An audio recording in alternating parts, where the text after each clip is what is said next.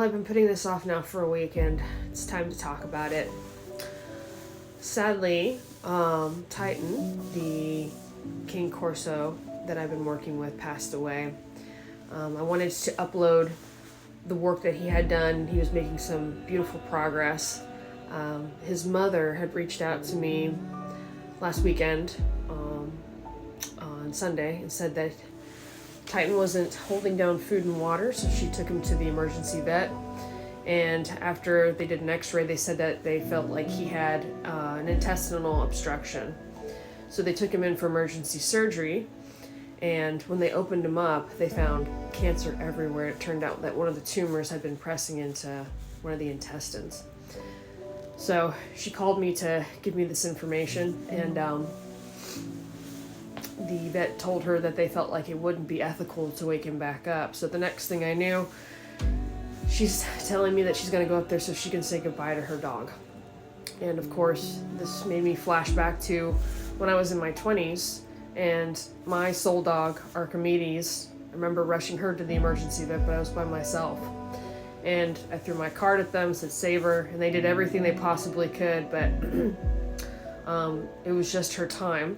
And they had a woman in the back, a nurse, who was on a box, physically doing heart compressions. And I remember the vet coming into the room with me by myself and saying, "You have to tell us that we can stop." And I remember saying to the vet, "You don't know what you're asking me to do."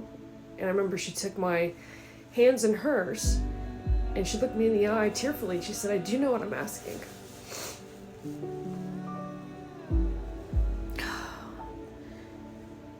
And she said, "This is the most selfless thing that you can do for her because her time has come.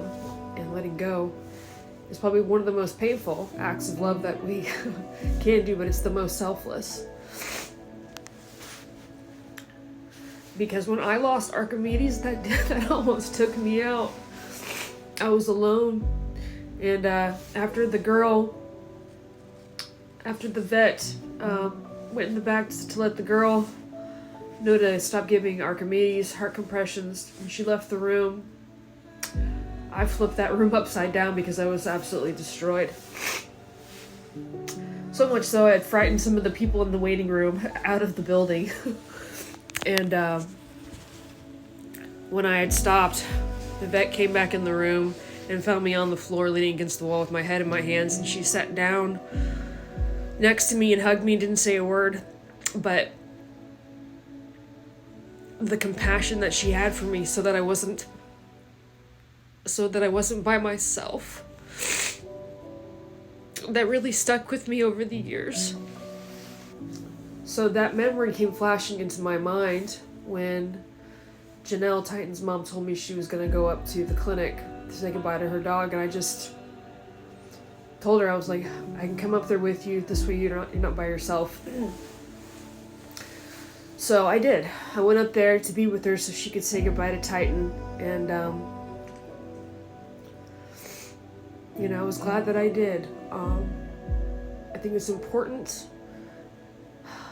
that we show up for each other so that we don't have to shoulder the burden of grief by ourselves. And there's gonna come a time when we all have to say goodbye to our beloved dogs. Yeah, we have to say goodbye at a certain point. And that's inevitable, and we know this. But we also know that the gift that we get to get is that they enrich our lives in such profound ways. So we're willing to pay that price, to be there with them when it's time to say goodbye, and to not leave them by themselves, and to not leave each other to be alone to experience that grief. So you can see why I didn't want to do this, because I knew I was gonna become emotional and cry.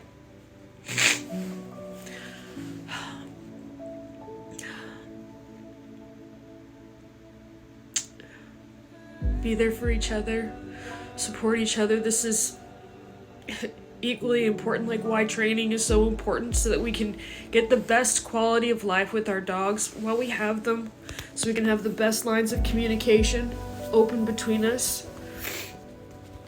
Training's more than just an obedience command or a trick. It's about